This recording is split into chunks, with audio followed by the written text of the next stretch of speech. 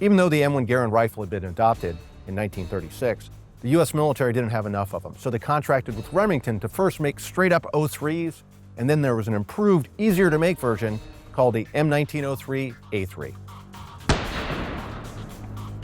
In 1941, the United States decided, things are kind of heating up here, and though they were armed with, the fine M1 Garand, they decided that it wouldn't be a bad idea to boost our arsenal a little bit and rebuild or have some new 1903 Springfields. So they contracted with Remington Arms, and for a short period of time, Remington, for 2 or 3 years, made pretty good copies of the actual 1903 Springfield.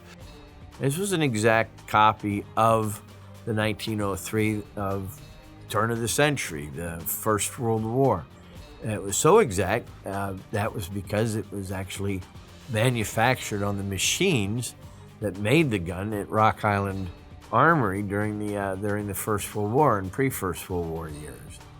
As the machines had been well used and were wearing down, Remington continued to upgrade and modify not only the machinery, but the manufacturing method until they consulted with the U.S. Army's Ordnance Department in coming up with a new design nomenclature for the gun known as the A3, the model of A3, 1903 A3.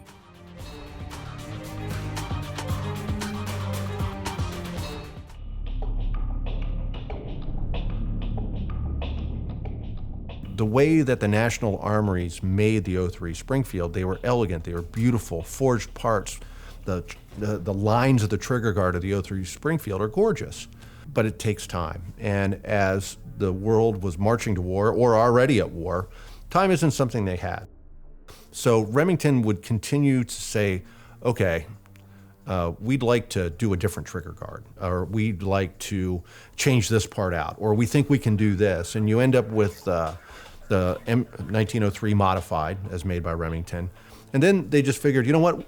There's a better way to do this. We don't have to make guns like we did in 1903. This is, 1941, 1942, and we have access to things like stampings.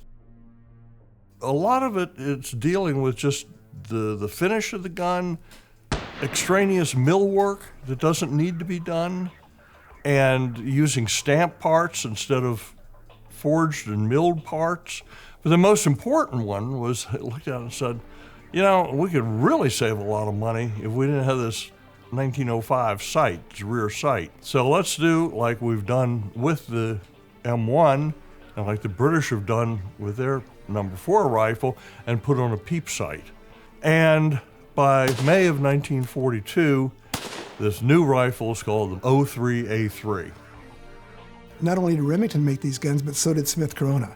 Remington made about 700 and some odd thousand of them, Smith Corona about another 300,000. The guns were issued in small quantities to the military. The Marines apparently used some, but for the most part, the 03A3s were kept on the home front, given to, plant guards, this sort of thing, and lots and lots and lots and lots of them were never issued at all. I remember as a kid, you used to be able to buy these things still in their cosmoline, wrapped up in this kind of waxy paper. I used to buy them for $35 a piece. I'd clean all the crap off and sell them for $50. Today, however, they're not that inexpensive at all. They're going well over $1,000. The Smith Corona is being a little more sought after and a little more valuable because they weren't made in the same quantity as the Remingtons.